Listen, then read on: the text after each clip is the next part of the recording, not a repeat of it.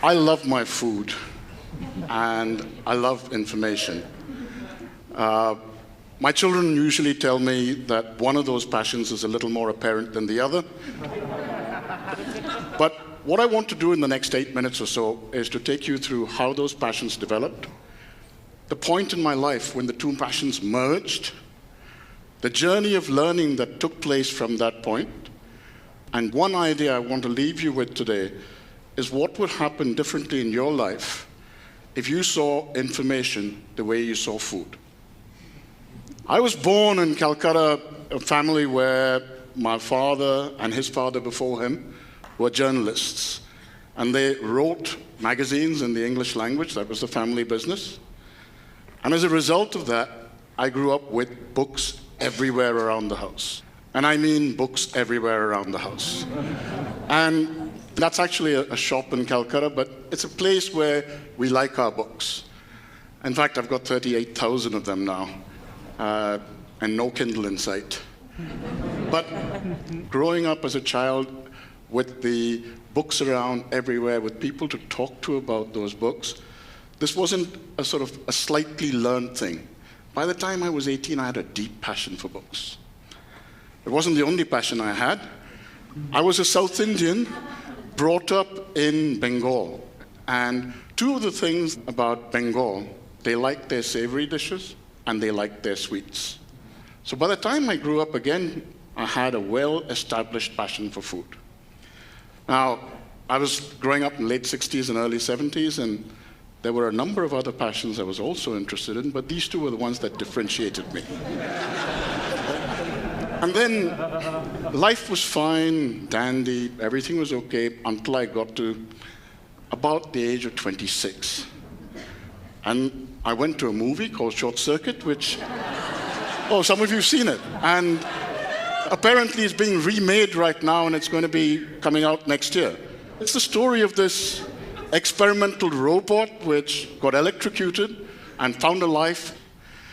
And as it ran, the thing was saying, give me input, give me input. And I suddenly realized that for a robot, both information as well as food were the same thing. Energy came to it in some form or shape, data came to it in some form or shape, and I began to think, I wonder what it would be like to start imagining myself as if energy and information were the two things I had as input, as if food and information were similar in some form or shape. I started doing some research then, and this was the 25-year journey, and started finding out that actually human beings as primates had far smaller stomachs than should be the size for our body weight, and far larger brains. And then as I went to research that even further, I got to a point where I discovered something called the expensive tissue hypothesis. That actually for a given body mass of a primate, the metabolic rate was static. What changed was the balance of the tissues available. And two of the most expensive tissues in our human body are nervous tissue and digestive tissue. And what transpired was that people had put forward a hypothesis which was apparently coming up with some fabulous results by about 1995. It's a lady named Leslie Aiello. And the papers that then suggested that you traded one for the other. If you wanted your brain for a particular body mass to be large, you had to live with a smaller gut. That then set me off completely to say, okay, these two are connected.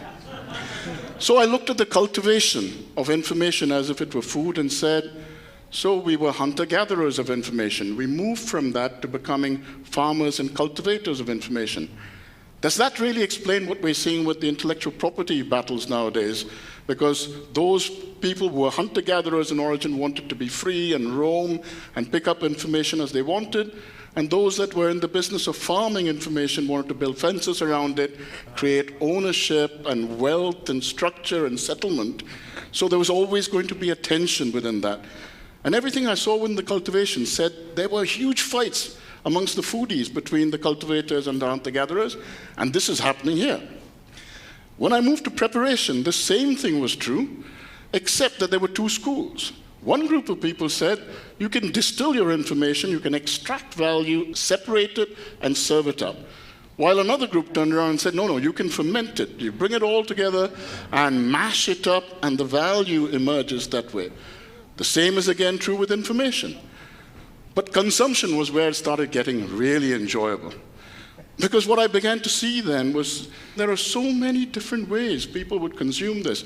You know, do you buy it from the shop as raw ingredients? Do you cook it? Do you have it served to you? Do you go to a restaurant?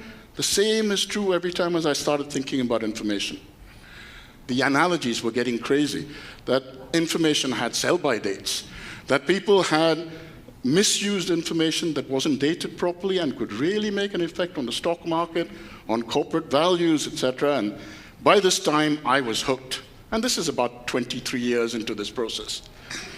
And I began to start thinking of myself as, you know, we start having mashups of fact and fiction, docudramas, mockumentaries, whatever you call it. Are we going to reach a stage where information has a percentage of fact associated with it? We start labeling information for the fact percentage.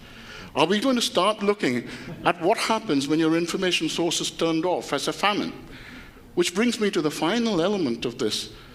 Clay Shirky once stated that there is no such animal as information overload. There is only filter failure. I put it to you that information, if viewed from the point of food, is never a production issue. You never speak of food overload. Fundamentally, it's a consumption issue. And we have to start thinking about how we create diets within ourselves, exercise within ourselves to have the faculties to be able to deal with information, to have the labeling to be able to do it responsibly. In fact, when I saw Supersize Me, I started thinking now of saying, what would happen if an individual had 31 days non-stop Fox News? Okay? Would there be a time to be able to work with it? So you start really understanding that you can have diseases, toxins, a need to balance your diet. And once you start looking, and from that point on, everything I have done in terms of the consumption of information, the production of information, the preparation of information, I have looked at from the viewpoint of food. It has probably not helped my waistline any because I like practicing on both sides. But I'd like to leave you with just that question. If you began to think of all the information that you consume, the way you think of food, what would you do differently? Thank you very much for your time.